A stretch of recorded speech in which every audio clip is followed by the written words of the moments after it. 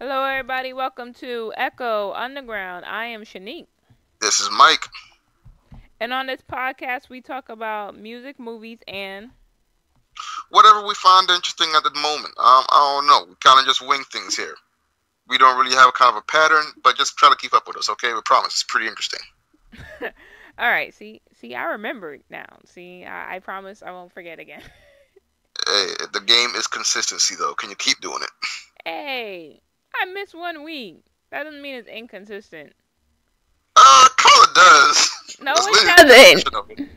Has to be week after week after week. Oh, whatever. Anyway, guys, you can hit us up on Twitter at Equity Podcast and let us know what you guys think. And so let's get into it. So today's podcast is going to be a first because we have never done this band before. And give a little background, they're Panic at the Disco. You know, I think we're going to do their sixth studio album, Pray for the Wicked. And Michael, have you No. heard of? Okay, you haven't heard of them. So I've heard of them, but I only know like the one song. Like, give me one star, Shanique. 1 second here.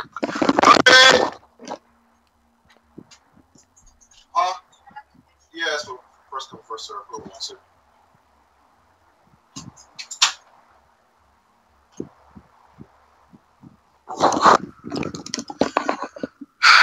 As you were. anyway, all right. So for people who don't know, they're probably their biggest hits is "I Write Sins, Not Not Tragedies." tragedies, right? That's the only one I've heard. I think. I I think there's more. Deandra, my sister, used to be, and still is, like a huge Panic at the Disco fan. Anything I know of them is pretty much me hearing her play it 300 times a day, like a couple years ago. So, but I don't really know much about them. No. there's also "Nine in the Afternoon," which is the one that I know. There's Miss Jackson. This is the Gospel, and apparently their current album, which is the one we're doing, reached #1 on the Billboard 200. So I'm not surprised. For me, I'm gonna give this album an A-. I liked all of the songs for the most part, but it's not a plus for me, if that makes sense. There, to me, this album was surprising. Maybe because like my last song that I've heard of them was "Not in the Afternoon." So when I walked into this album and it opened with "Silver Lining," which we'll get into in a minute, unless that Michael's top three, and then we get into quicker than that. Um, it I was thrown off. I was like, "What the fuck? This does not sound like "Not in the Afternoon" or "I Write Sins, Not Tragedies." Like it doesn't sound like any of those things. They definitely changed as a band over years. I mean, they've been around since what, 2005? Yeah, that's 13 years. Of course you're going to change. But yeah, A-. Songs were good. They were catchy. You saw vocal range from the guy, and I really enjoyed this album. These alternative rock, pop rock artists, they're doing their thing. They've been coming through consistently. What do you think of this album? I thought that it was pretty, considering what I knew before. It was like, at least what I heard. Granted, I kind of categorize them as pop rock. I heard mostly rock when I heard from Deandra. But when I listened to this one, I definitely caught pop rock. And one of my favorite things about this album is the use of like brass instruments. I heard a lot of trumpet, trombone, whatever else is in there, and I was like, a lot of these sound pretty good. Not so much electric guitar and like heavy strums on any guitars at all, to be honest. But like this one just kind of had like a really good, for the most part, positive vibe for the whole thing, and a different kind of vibe because live brass instruments are kind of like a lost art. I think I said that for somebody else's podcast at one point. But whenever I hear brass instruments in a song, I get excited because I'm like, yeah, that's kind of cool. Granted, I mean, I'm not, and I'm definitely not saying because I'm biased because I played the trumpet, 5,000 years ago. But I just thought it was a pretty cool. I'm actually gonna put this in like an A- range as well. All right, so let's get into our top three. So my number three is "King of the Clouds." I thought this was a very fun song, and I love how they sang in a lower register when they did the verses. I thought that was pretty cool. Because a lot of the other songs he was singing kind of high up. He had the way the lead singer sings. It's kind of like he's like screaming, but he's not. It's weird. It's kind of like how some people sing like they're crying, but it's just how their voice sounds. He kind of has the same thing. He also reminds me of the lead singer of Fall Out Boy, Patrick Stump, I think that's his name.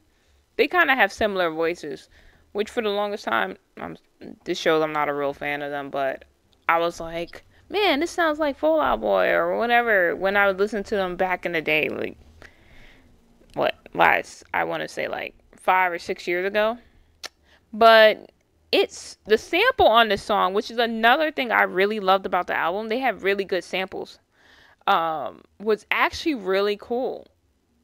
It threw me off when I first heard it because I was like, oh, this sample's like really cool. I'm like nodding my head to it, and then he's singing lower than he does the other songs. So to me, it made it stand out. So yeah, King of the Clouds is really cool. What do you think of King of the Clouds, and is it in your top three? It's not in my top three. However, I did like the song as well. It did kind of it had more familiarity with me as far as what I've heard from them before.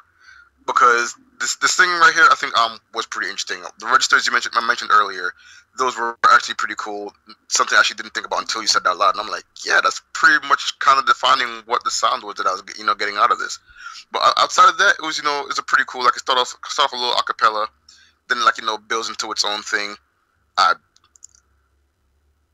don't know. It just kind of went through smooth for me. Like to be honest, the entire album was kind of a good listen. To be honest, and when it hit King of the Clouds, it wasn't one of the songs that showcased the brass, which was completely fine because it didn't need it at all. This is like pretty much the to be expected ensemble of like instruments or whatever for general rock bands, but it went completely fine. It wasn't like too overbearing. It wasn't underwhelming. It was pretty much finding that nice little comfortable gray area that made this song kind of stand out for itself. Okay. What's your number three? My numero three. Let me see here. Let me consult the list. All right, sure. I'm going to give my number three to Say Amen.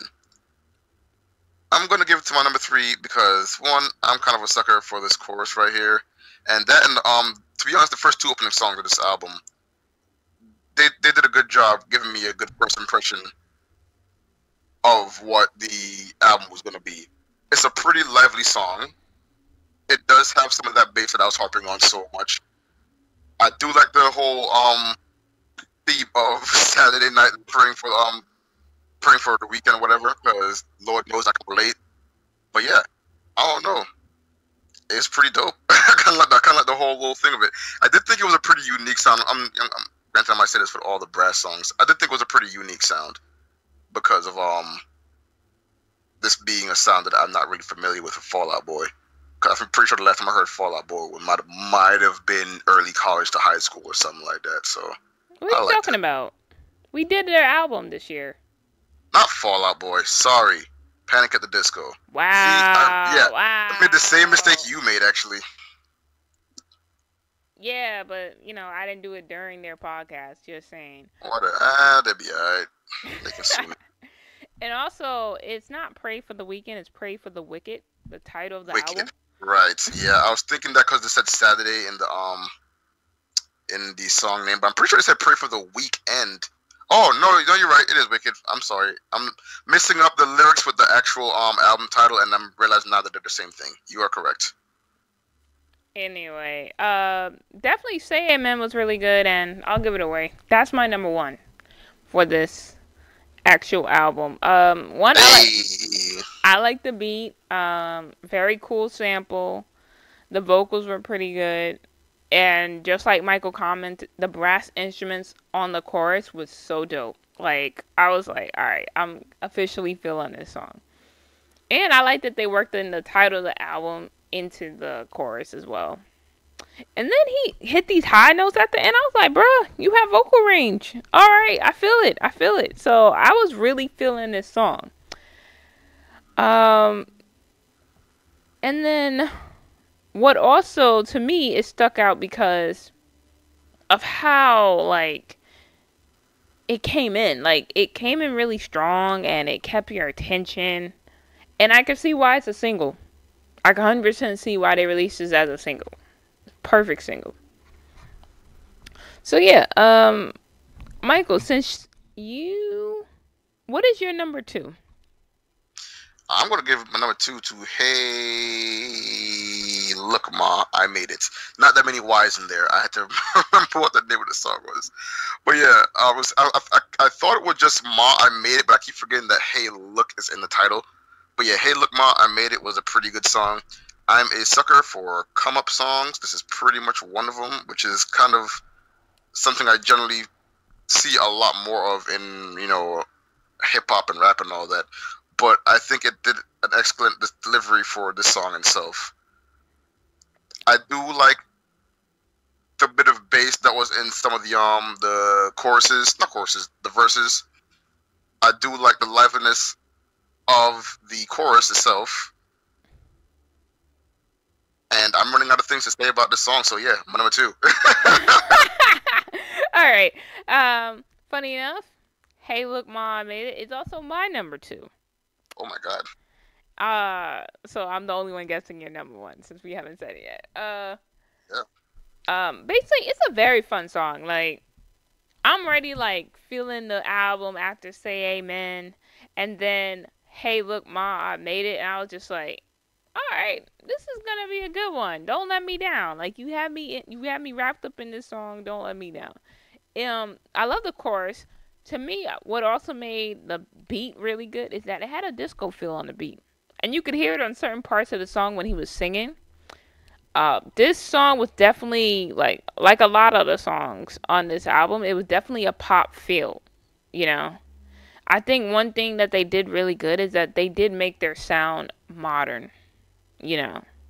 And I think they had an album 2 years ago, but based on what the last time I heard and this one, they definitely knew how to incorporate their sound and make it modern for today's audiences, so younger kids can listen to them. So I did like that.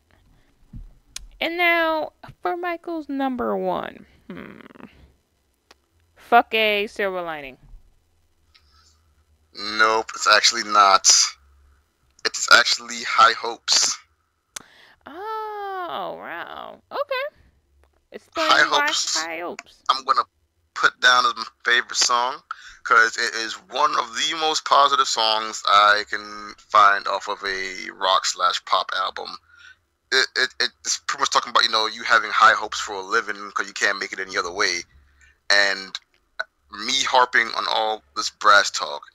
This is the song where I found it the best. It's crazy because I didn't think that it had more brass, but I think it had the best brass. It was more like a quality over quantity kind of thing, and it worked very well. I do like at the very end where they went through the chorus about maybe one or two more times or whatever it was, but like the instruments like slowly start to come back into it, and they kept building it up each time. I thought that little escalation right there was pretty cool to listen to, and I thought the entire run of the song, were just like full of energy and positivity, and I was like, oh well, okay. I don't remember. To be honest, I don't remember Fall Out Boy sounding like this, but if they did, then screw me. I guess I'm just forgetting what they sound like. But this is actually pretty cool. I do like what I heard out of High Hopes. This is my favorite song on the album. Bruh, this is Panic at the Disco. Stop calling him Fall Out Boy. Panic at the Disco. Damn. Get him in the comments. No, I'm playing. No, go ahead. I don't care, guys. You can eat me alive. That's fine. But funny that you said Fall Out Boy doesn't sound this, because I actually thought this song. Don't bring up Fall Out Boy because I'm literally said that by accident. No, but it's in my notes. Let me have this anyway. I thought this sounded like a song that like Fall Out Boy would sing earlier in their career. So that's what drew me to it. But Panic at the Disco, the way they handled the chorus, the beat, the lyrics, which are really good. It's just overall a very good song, and it is actually. Well, I wouldn't give this. This one's not my honorable mention, but it's definitely a song that I think is worth talking about on this album. Actually, they're all pretty good. There's not really one song that I was like, why Why the hell is this there? So, something we keep forgetting to do. We're gonna go back to it. Mr. Brown, what is your least favorite song on the album? Since you don't like when I use worse. Uh, I'm gonna decline to answer this one. 'Cause I don't really have a least favorite song on this album, so I have no reason to answer this one. Sometimes there are albums we go through where they do have a song that I like the least. This one I'm not gonna just put out the least because I'm pretty sure it's gonna have like a negative stick on it anyways. No, So I'm not I'm gonna not. like There's no no no no no. negative. I'm saying for me. I'm saying for me. Not because you're making an assumption. I'm honestly just saying this for me. I'm just not gonna put one in there. I kind of like the entire thing, and I'll feel bad literally saying I like this one the least because literally all 11 songs were fine for me. Okay. Mhm. All right. For me, my least favorite is Roaring Twenties. Here's why. While I did love that they mixed the sound of the 20s with modern pop rock, I'll give them that. Um, it's the song that stuck with me the least, if that makes sense. Like, it's the most forgettable song. Had it not, and also it had like weird lyrics that I wasn't sure what was happening. Like he's like rode me like a blunt, and then this is the Roaring Twenties or something like that. And I was just like, I don't really understand why you want someone to roll you like a blunt, but hey, it's all good. I'm not even sure what that actually means. What does that mean when he says that? Blow you like a blunt. Yeah. Um, How do you roll someone like a blunt? I don't know. You were asking the wrong person. I don't roll blunts. Like I didn't understand the metaphor, and but I did love that spin that they take on the sound of the 1920s with their sound, and they made a really cool song. So I'll give them that. But to me, it's the least memorable. What do you think of Roaring Twenties? Rolling Twenties, I thought was okay. It was another upbeat song, and I think like if I feel like it sorry not felt, but fell into the kind of theme that the entire album was kind of going for. To be honest, it sucks to hear that it is your least favorite song because I did go through this without having any complaints as well. To be honest, It's not really a complaint. I'm just saying, like on this album, it's well, my least yeah, favorite. you're right. You're right. Not a complaint, but this is your your least favorite. So yeah, you're right. All right, so going back to the opener, fuck A, Silver Lining. This threw me off too, cause it had like some weird talking at first, and then it's like, "Dun-dun-dun," and I'm like, bruh, like it actually like woke me up, but I didn't like that. I think that's a perfect way to open the album. Have a very strong, impactful intro.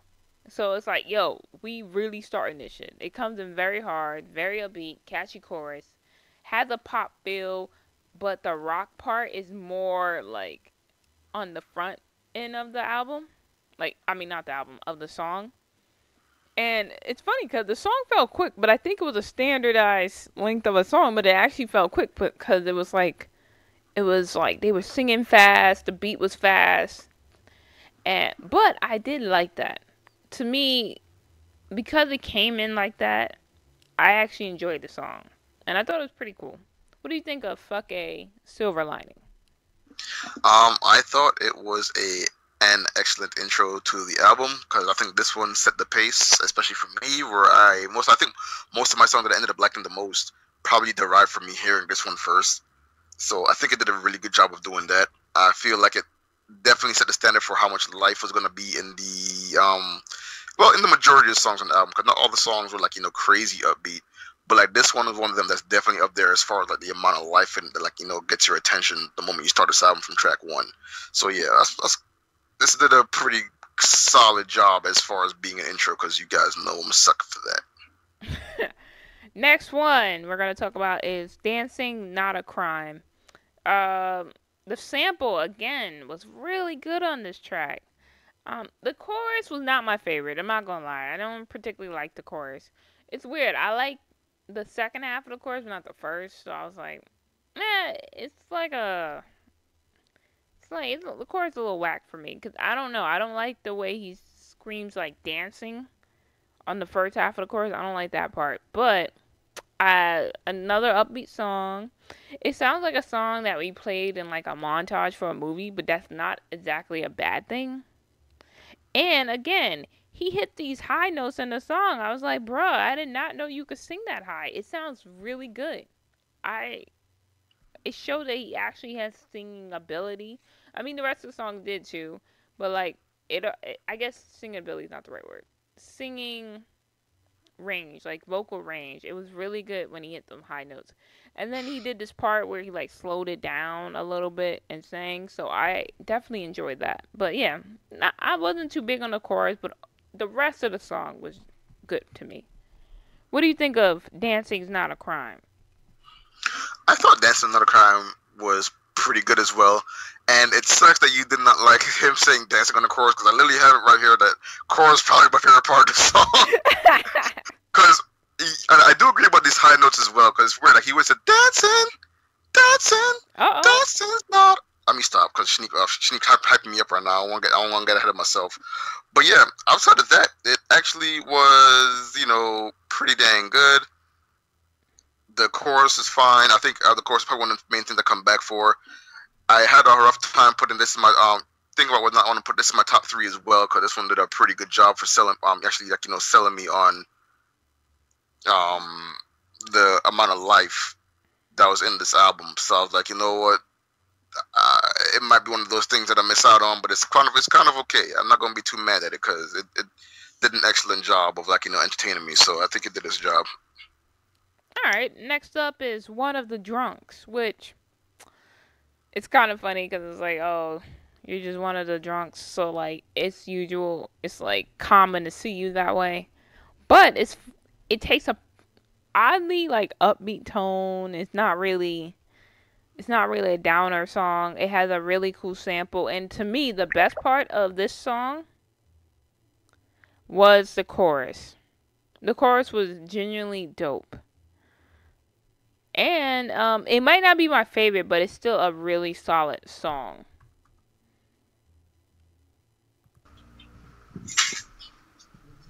So what do you think of One of the Drunks? One of the Drunks was another good one. I went through it without any problems. I'd say it's probably not a standout for me, but I do like the fact that I don't know if it was a female voice in one of the backgrounds of it. I kind of wanted some to, I don't know why, but it kind of piqued my curiosity about what's going on there. I do like that little bit of bass guitar happening in the song. It's really weird that they took like a weird less electric guitar approach to the album and more of a bass guitar approach. In this song, I'm not gonna say it was like mostly there, but it was just nice to hear. All right. Next one is the Overpass.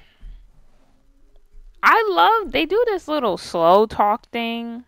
Oddly, I really like, that's the best part of the song. It's like weird and shit, but I like how it sounds. And then all of a sudden the pace picks up real quick. And it feels like you're in pursuit of something. But it actually grew on me. After the chorus and a couple of verses, I actually liked the arrangement of the song. This is probably the song where I was like, alright, I'm really liking this. And then it did the switch, and it was like a roller coaster, but I actually enjoyed that the song did that. I thought it was probably the most unique with the arrangement besides Roaring Twenties. And there's one other song. Yeah, but Overpass was like, it was kind of sneaky because I thought I wasn't going to like it, and then I ended up really loving the song. What do you think of the Overpass? Another solid fighter for top 3. A lot of good energy in the song. Very much so on the pop end.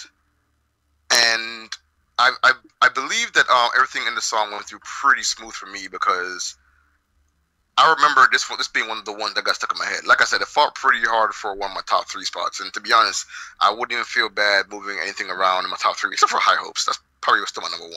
But any of my number 3, I could replace it with the Overpass, because right here is one he's singing his heart out. The pace is pretty up there. There's a part in the chorus where he's kind of like throwing his whole voice out for the sake of the chorus, but you could just tell it's because of an effect of the amount of life that was actually taken to put energy into it. And I kind of respect that, because it could tell that the guy was having fun singing this part. This is Yeah. kind of this, cause this the kind of thing that if you do, at least if I do anyway, I'm gonna start sweating. So You I know, can respect the guy for pulling it off. I feel like for the most part, this whole album is like he has a type of range that unless your voice is trained, you can't sing the song. You just Oh yeah, can't. Cause he sings at the top of his fucking lungs, and it's cool. I do like that he does. Next one, Old Fashioned. I loved the beat that came in, and then it switches up on the chorus, and I'm digging the song, and then it has like a build up throughout the entire song that I really like, and then the song does an abrupt end, and I was like, now normally if we put this in like a movie realm where you're like into the movie and then it ends and you're like, what the fuck? This ending to me felt like right for the song. Like it felt smooth, even though it was really quick. It oddly worked. The way the song was made oddly worked for me. But yeah, Old Fashioned definitely a personal favorite.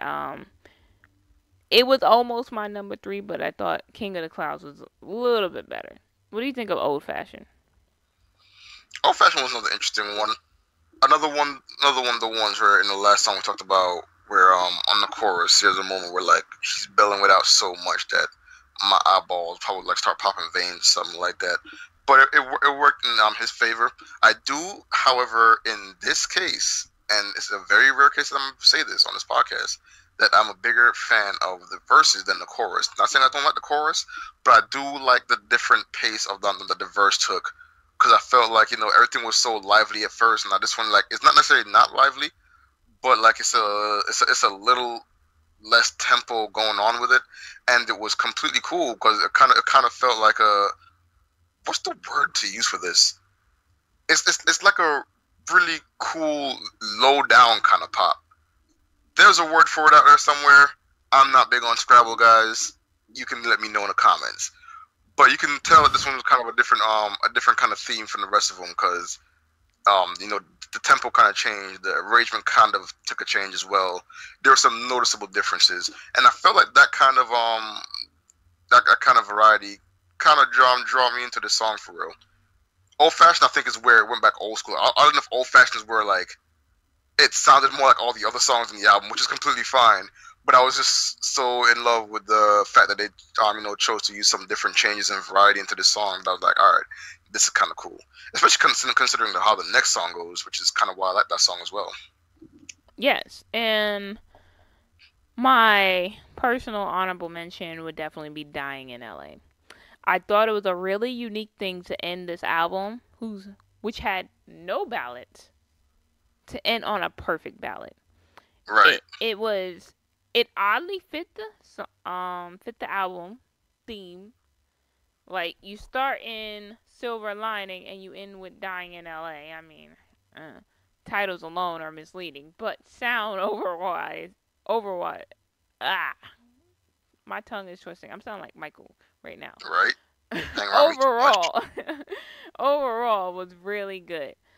His voice, because he used violins for most of the like music section, the instruments, you really heard his voice even more. Like if you was kind of doubting his voice a little bit, this song makes you realize this man has talent, and it's such a really good rock ballad that I was like surprised to hear this, but this is a song that I thought they would do based on the songs that I have heard by them. So yeah, Dying LA, very good closer, very good vocals, a perfect song for me.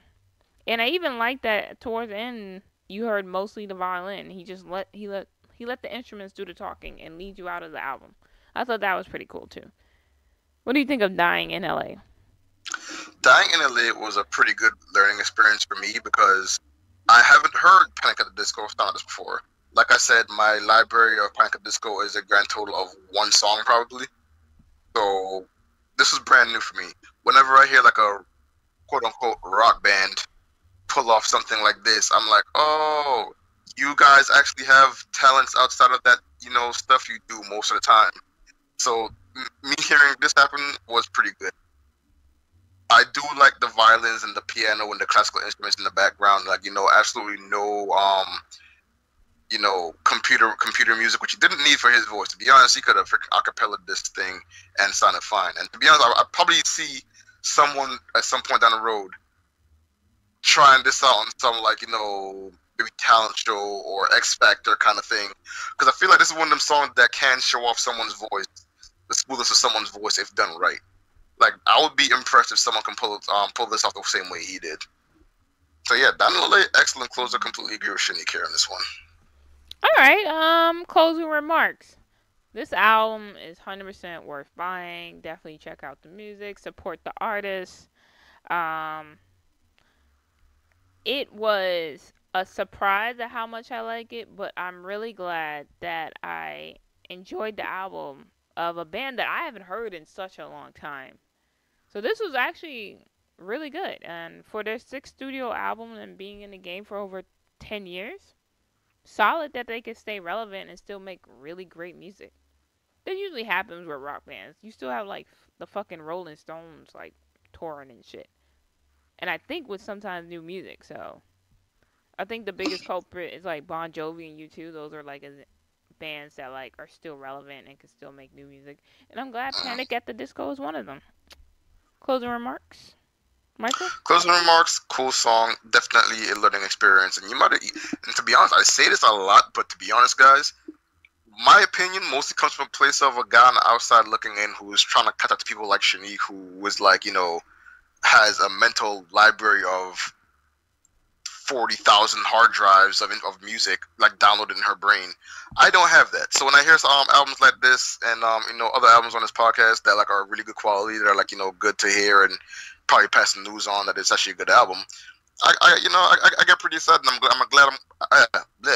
I'm doing the Michael thing. I'm glad I go through the album and find out that there is other very talented musicians out there like this one, because I feel like it was really good to go through. I feel like I'm having shades of the Kelly Clarkson album from last year, but yeah, that's literally where I'm coming from with this. All right, so guys, hit us up on Twitter at Echo U Podcast. You can find us on most social media, and if you want to listen to us on your phone, we are on, I think, every podcasting app at this point. Both under Echo Underground Podcast, and we will see you guys next episode. Bye. See ya.